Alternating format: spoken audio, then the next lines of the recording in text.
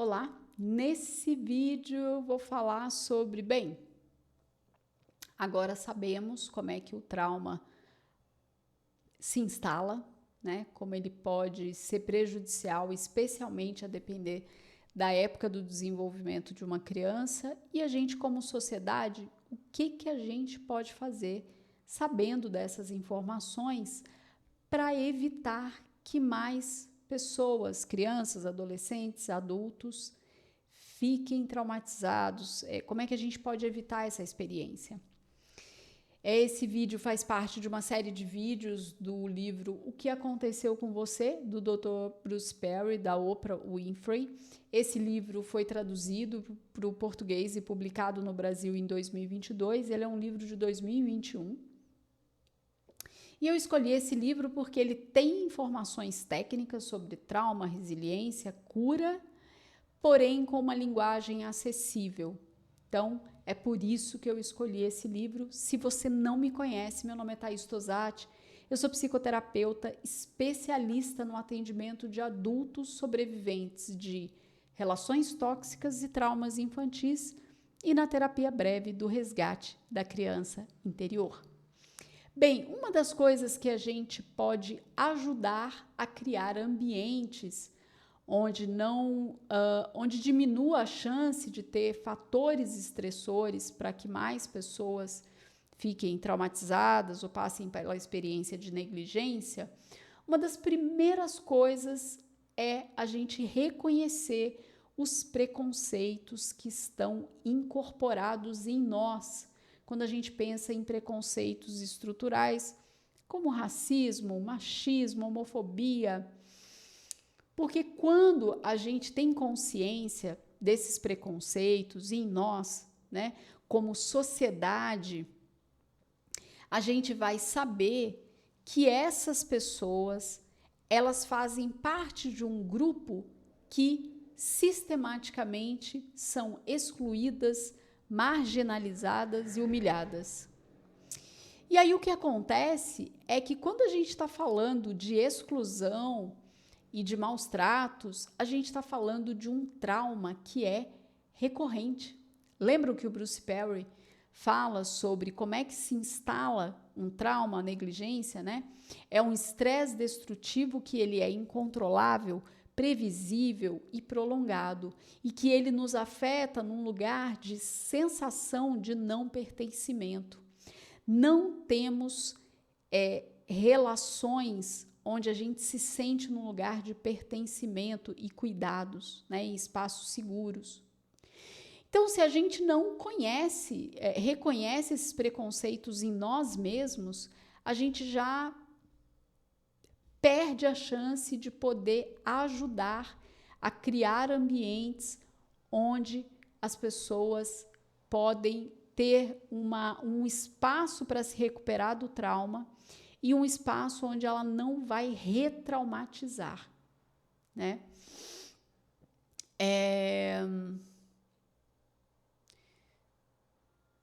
E aí ele vai trazer aqui um exemplo, né, da Nova Zelândia, da América do Norte, da Austrália, que se aplica perfeitamente ao Brasil, que é como as crianças pretas, pardas, indígenas tendem a ser hiperdiagnosticadas, hipermedicadas, tirada das suas famílias e ir para lares de recuperação, né, de crianças onde são retiradas da família e vão para lares, uma espécie de orfanato. Como elas tendem a ser expulsas e suspensas da escola em virtude dos comportamentos, porque elas não têm um comportamento e um processo de aprendizagem como as outras crianças, né? E aí a grande falha dessa história é que essas escolas, essas instituições, elas não têm como base a informação e a consciência sobre como o trauma nos afeta e, claro, não tem a informação, a consciência sobre os preconceitos estruturais, né?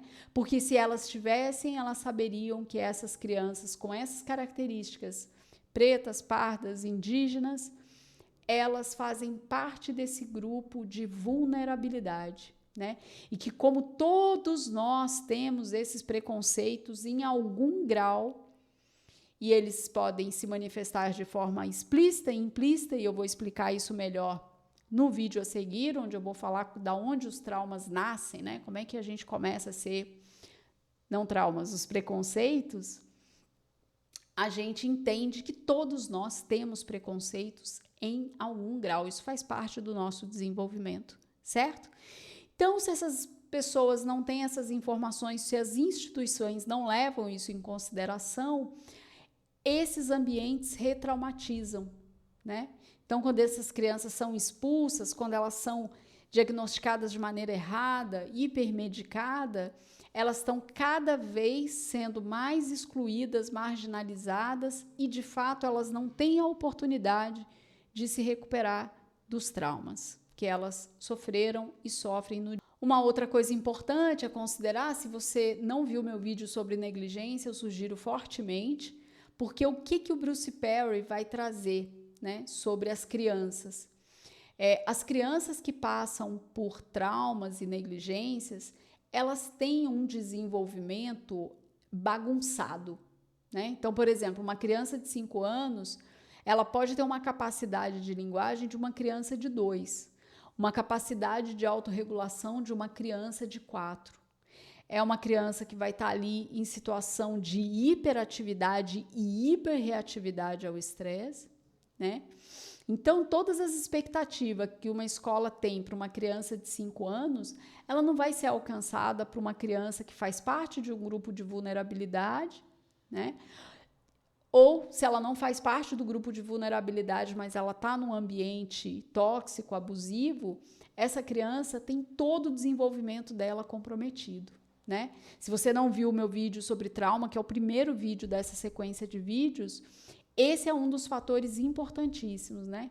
Qual que é a idade dessa criança, o que aconteceu com ela nessa idade e quais foram os comportamentos dela depois do evento para poder caracterizar como trauma, certo?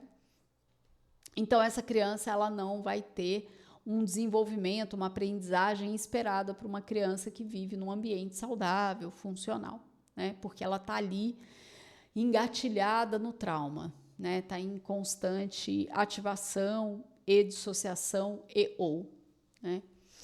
E aí ela não tem a oportunidade não só de não ter o aprendizado, mas ela não tem relações, né? Ela não consegue ter relações prolongadas, duradouras, porque ela está ali em constante alerta, em situação onde o trauma a deixa, né? Ou ativada ou dissociada. Então, para além de não aprender, ela também não constrói vínculo na escola. E aí o Bruce Perry vai trazer uma frase, né, um exemplo que é assim: uma criança com dificuldade na escola e que está vivendo uma situação de consequências do trauma que ela tem, ele não olha para o professor e diz assim: nossa, esse professor, ele não entendeu o impacto do trauma na minha vida, ele devia estar me ajudando a me regular e não a conjugar verbos. A criança não pensa isso, né? O que ela vai pensar é: eu devo ser um idiota, porque está todo mundo conseguindo, menos eu. E isso é muito grave. Se você já viu a minha playlist sobre como a sua criança se sentiu ferida em cada fase da infância, vai entender por que a criança pensa que o problema é dela e não que não seja dela, porque ela está autocentrada, então o que ela pensa é: eu não consigo, eu tenho um problema, eu tenho um defeito, né?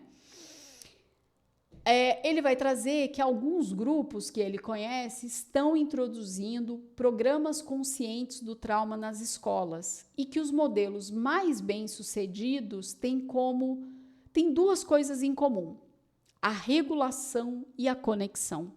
Bem, se você acompanha meus vídeos, você já deve ter decorado que eu só falo de regulação emocional, não é mesmo?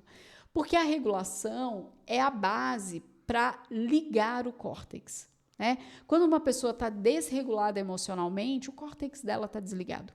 Ela não vai ter uma resposta lógica, racional, pensante. Ela vai ter um sistema ali de luta, fuga ou fingir de morto. Ou ela vai estar ativada ou ela vai estar dissociada. Se você ainda não viu esse vídeo, por favor, vá lá. O que é dissociação e ativação, que você vai entender muito bem. Então, esses grupos com esses programas conscientes do trauma que o Bruce Perry traz aqui, fala dessas coisas em comum, né? A regulação e a conexão. Porque a conexão com pessoas atenciosas, que promovem ali um ambiente saudável, é muito impactante na recuperação de uma pessoa sobrevivente de trauma. Por isso, esses programas, ele destaca isso, né? Que o que se destaca é a regulação e a conexão. E aí ele vai dizer que as escolas nos Estados Unidos, de uma forma geral, elas não estão atentas ao trauma e, por isso, elas proíbem muitas atividades regulatórias, né? Como caminhar, balançar, mexer em objetos enquanto está escutando uma explicação, escutar uma música com fones de ouvido, enquanto faz a lição de casa.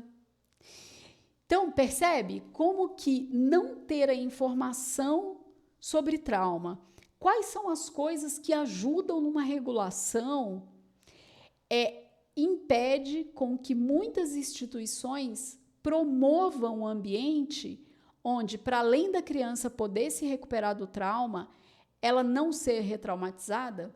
Ele dá um exemplo aqui das escolas nos Estados Unidos, mas a gente pode falar tranquilamente da maioria das escolas no Brasil que não tem a informação sobre trauma, né? E, portanto, também proíbe essas coisas. Uma outra coisa que acontece nas escolas, de uma maneira geral, que não tem a consciência sobre o trauma é não ter ou minimizar atividades muito importantes, como esportes e artes. Por quê? Porque essas práticas podem ajudar uma criança a desenvolver a resiliência.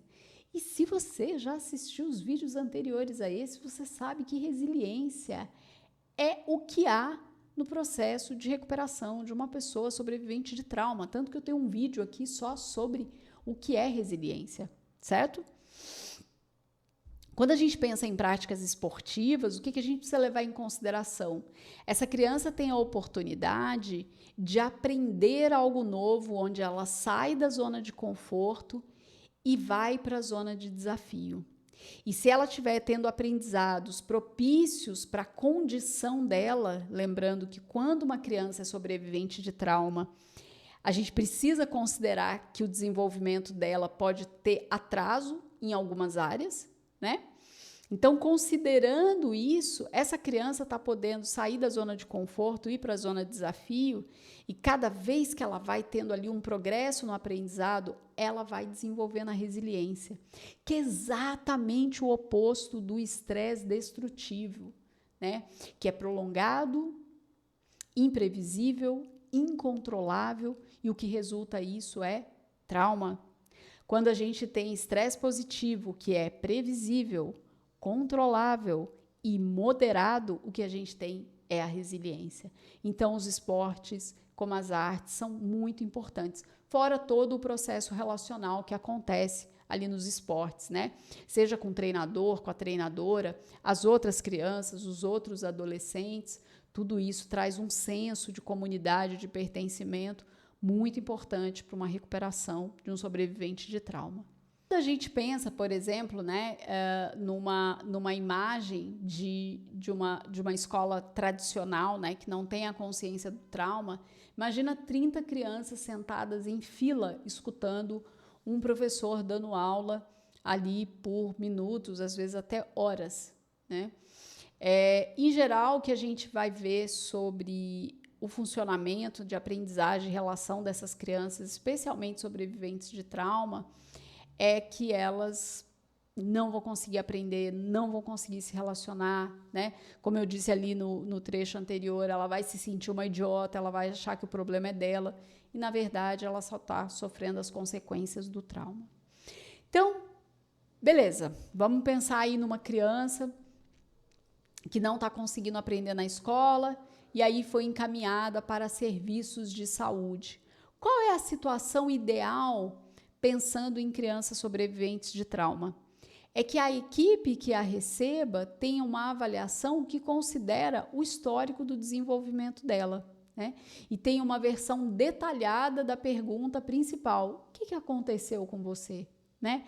De onde você veio? Quem são seus pais? As coisas que aconteceram? Os irmãos? Qual é o lugar que ela vive? Quais foram as coisas que aconteceram? E em cada fase da infância dela. Né? Com isso, a equipe pode fazer uma análise para conhecer quais necessidades não foram atendidas e também os pontos fortes dessa criança. Quais são as habilidades, quais são os talentos, onde que essa criança é habilidosa em termos de comportamento, para poder elaborar um tratamento individualizado, personalizado, para ajudar nessa recuperação. Né? Uma coisa que as equipes de saúde que têm consciência do trauma vai ter sempre presente é uma gama de ferramentas e abordagens terapêuticas, né? Porque leva em consideração a nossa complexidade e sabendo que não tem uma receitinha de bolo que diz, uma criança que passou por esse evento, ela vai ter tal consequência, então a gente faz tal abordagem. Não é assim que funciona. A gente precisa analisar caso a caso. Então, ter uma gama de abordagens e de ferramentas terapêuticas, quando usadas na hora certa, elas se mostram muito efetivas na recuperação de sobreviventes de trauma. E uma coisa muito importante de dizer é que antes de terapias relacionais e cognitivas, a primeira coisa é a regulação. Se você me acompanha, você sabe que uma pessoa desregulada emocionalmente, ela tem o córtex desligado.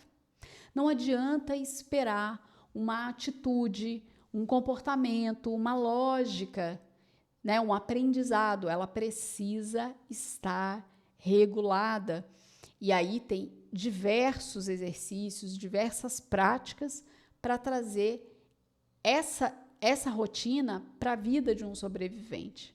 E assim poder migrar para os momentos, agora dá para entrar com as terapias relacionais ou cognitivas, porque essa pessoa está regulada emocionalmente. Então, para além desse cérebro límbico, o córtex também está aqui presente, né? Superficialmente seria isso. Outra coisa que é muito importante são os relacionamentos saudáveis, e aí, claro, num processo terapêutico, o terapeuta que é consciente do trauma, ele sabe da importância do vínculo com o sobrevivente de trauma, porque é a sensação de segurança, de estabilidade, de confiança que vai estabelecer esse vínculo e aí essa pessoa tem a oportunidade de se recuperar dos traumas que ela sofreu. Né? E para quem não tem condições de fazer terapia, é muito importante que o ambiente seja de pessoas dedicadas e atenciosas. Né? Inclusive, o Bruce Perry traz que estar numa comunidade, num grupo de pessoas que promovam atenção e dedicação é tão efetivo quanto uma terapia. Né? Só o fato de ser terapia não é o suficiente. É importante considerar que esse profissional tenha a consciência do trauma e tenha a consciência e uma experiência para estabelecer vínculos saudáveis com os sobreviventes de trauma. Né? Ele também vai trazer como que as práticas indígenas e tradicionais de cura, elas levam em consideração uma experiência onde inclui mente e corpo. Né? Então, isso propicia a recuperação de uma pessoa sobrevivente de trauma. Então, ele vai trazer, por exemplo, a contação das histórias, né? Como é que estar ali naquelas comunidades tradicionais e indígenas é uma comunidade onde as pessoas se abraçam, se conectam, dançam juntas, celebram juntas, compartilham, comem juntas, né? E como que essa prática e o tempo para se desenvolver isso com o sobrevivente de trauma que faça parte dessa comunidade é imprescindível e que a gente pode se inspirar nessas práticas para ajudar pessoas que não têm condições de pagar terapia, né? Poder estar num ambiente ali minimamente amoroso e consciente do trauma já é um grande passo que a gente pode dar no nosso dia a dia para promover um espaço onde as pessoas possam se recuperar dos traumas e não retraumatizarem. Bem, me conta como é que esse conteúdo chegou para você. Você sabia que é possível a gente promover um ambiente onde as pessoas não sejam retraumatizadas? Você sabia da importância de se conhecer os preconceitos estruturais na nossa sociedade para olhar e considerar pessoas que estão em grupos de vulnerabilidade social? Conta para mim aqui nos comentários. Se você é novo, se você é nova por aqui, deixa seu like. Assim o YouTube vai entender que esse conteúdo é relevante e o algoritmo vai entregar para mais pessoas. Se você ainda não se inscreveu, se inscreve. Assim você ajuda também o algoritmo a entregar esse conteúdo para mais pessoas. Toda segunda às 7 da manhã eu trago um vídeo com psicoeducação e às quartas ao meio-dia, um conteúdo recorrente de consultório que eu compartilho aqui e às vezes trago alguns exercícios para ajudar mais pessoas. Muito obrigada e até o próximo vídeo.